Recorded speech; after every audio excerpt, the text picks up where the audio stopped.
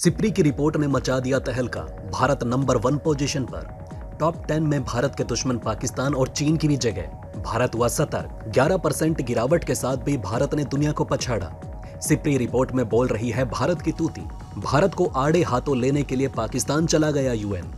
पाकिस्तान जैसे दोगले देश का अंत बनकर उभर रहा है भारत। दोस्तों, भारत के कारनामे ने एक बार फिर पश्चिम समेत पूरी दुनिया को चौंका दिया है। एक रिपोर्ट की तरफ से कई ऐसे दावे किए गए हैं जिसको देखने के बाद दुनिया चौंक गई और आने वाले समय में भारत ने कुछ ऐसी बात साबित कर दी है जो कि हमारे दुश्मन चीन और पाकिस्तान को बिल्कुल भी पसंद नहीं आने वाली। यही वजह है कि हमारा पड़ोसी देश पाकिस्तान इस रिपोर्ट को देखने के बाद ऊपर से नीचे तक तिलमिला उठा है और बताया ये भी जा रहा है कि भारत को आड़े हाथों लेने के लिए पाकिस्तान की तरफ से यूएन में कुछ मुद्दों को उठाया जा सकता है जो कि भारत को घेरने के लिए होगा। ऐसा नहीं है कि पाकिस्तान की तरफ से पहले भारत को नहीं घेरा गया, लेकिन इस बार मामला बड़ा बताया जा रहा है।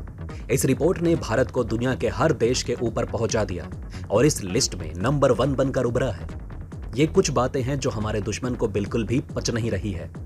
दोस्तों, दुनिया भर में कई ऐसे इंस्टीट्यूट मौजूद हैं जिनका रिसर्च का डाटा दुनिया भर में चर्चा का विषय बन जाता है, क्योंकि इनके द्वारा लाई गई रिपोर्ट में काफी ज्यादा मेहनत की जाती है और सर्वे के बाद इनकी तरफ से रिपोर्ट दी जाती है और इस रिपोर्ट की किसी को भनक नहीं लगती। इसी तरीके की एक संस्था सिप्री की तरफ से एक रिपोर्ट निकलकर सामने आ रही है, जो रिपोर्ट आने के बाद दुनिया भर में बहस की वजह बन गई है। इस रिपोर्ट में भारत के हथियार एक्सपोर्ट और इंपोर्ट के बारे में भी बताया गया, जिसकी रिपोर्ट देखकर दुनिया का हर एक देश अचंभे में चला गया।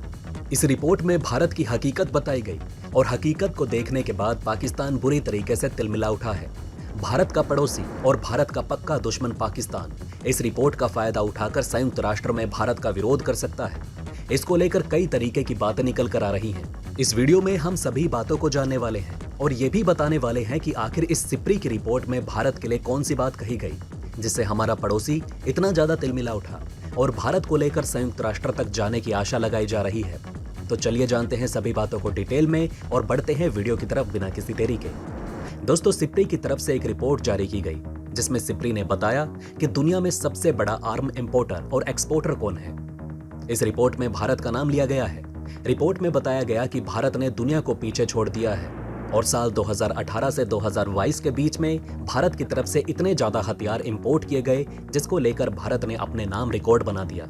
भारत ने सभी देशों को पीछे छोड़ते हुए एक बार फिर से अपना नाम सबसे ऊपर कर दिया है।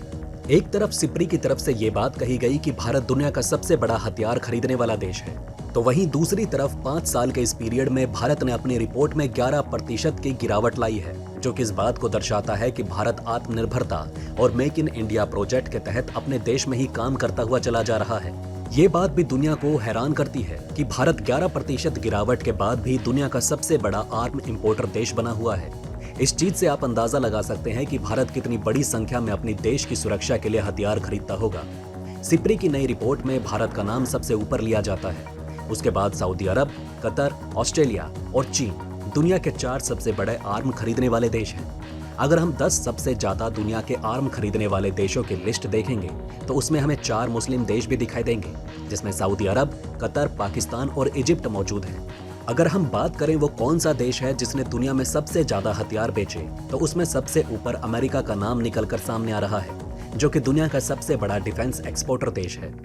इसके अलावा दुनिया में अभी तक अमेरिका का जो डिफेंस एक्सपोर्ट शेयर था वो 26% था, लेकिन वो अब उछलकर 40% पर पहुंच चुका है। इस चीज से आप अंदाजा लगा सकते हैं कि 100 में से एक्सपोर्ट होने वाले हथियारों में से 40 हथियार अमेरिका के होते हैं। इसके साथ इस लिस्ट में रूस, फ्रांस, चीन और जर्मनी मौजूद हैं, जिसमें से रूस के पास 16%, फ्रांस के पास 11%, वहीं चीन और जर्मनी की बात करें तो चीन के पास 5.2% और जर्मनी के पास 4.2% शेयर मौजूद है। रूस और यूक्रेन के युद्ध के चलते रूस के हथियार एक्सपोर्ट में एक भारी गिरावट देखने को मिली है और लोगों ने ये अनुमान भी लगाना शुरू कर दिया था कि यहाँ पर फ्रांस रूस को पीछे छोड़ते हुए दुनिया का दूसरा सबसे बड़ा हथियार एक्सपोर्टर बन सकता है, जो कि सबसे ज्यादा हथियार भारत को एक्सपोर्ट करेगा। इसके अलावा युद्ध के चलते रूस के हथियार एक्सपोर्ट में 37% की भारी गिरावट देखने को मिली। इसके अलावा भारत और फ्रांस के रक्षा समझौतों में काफी ज्यादा मजबूती भी आई। भारत और फ्रांस के रिश्ते को देखना है तो यहाँ से देख सकते हैं कि आज फ्रांस के पास जितने भी ऑर्डर मौजूद हैं उसमें से 30% ऑर्डर अकेले भारत ने दे रखे हैं। इसके अलावा सिप्री की आइस रिपोर्ट ने यूक्रेन और यूरोप देशों को भी लेकर जो आंकड़े दिए वो बड़े चौंकाने वाले हैं। पश्चिमी देश जो दुनिया का तीसरा सबसे बड़ा आर्म इंपोर्टर देश था, पश्चिमी देशों की तरफ से भारी मात्रा में हथियार सप्लाई किए गए। इसके अलावा यूक्रेन युद्ध के चलते पश्चिमी देशों में हथियार खरीद को लेकर 40% की बढ़ोतरी दिखाई गई और नाटो देशों में 60% की हथियार खरीद में बढ़ोतरी देखने को मिली। इसके अलावा एक तरफ तो भारत हथियार खरीदने में सबसे आगे निकल कर आ रहा है, तो वहीं दूसरी तरफ हमें भारत के हथियार खरीदने में एक बड़ी गिरावट भी देखने को मिली है, जो कि 11% की है। ये भारत की आत्मनिर्भरता को बता रहा है और आने वाले समय में साल 2028 से 30 तक भारत इस लिस्ट में सबसे नीचे ही दिखाई देगा। भले ही भारत दुनिया का सबसे ज्यादा हथियार खरीदने वाला देश बना हुआ है, लेकिन कल को भारत इस लिस्ट में नीचे मौजूद होगा और अपने हथियार को एक्सपोर्ट करने में ध्यान देगा और इसी के चलते हुए आज भारत के हथियारों की डिमांड हर एक बड़े देश कर रहे हैं। दोस्तों, वहीं दूसरी तरफ भारत के हथियारों की डिमांड दुनिया के कोने कोने में बढ़ती हुई दिखाई दे रही है। भारत के ब्रह्मोस सुपरसोनिक क्रूज मिसाइल की धाक दुनिया में है।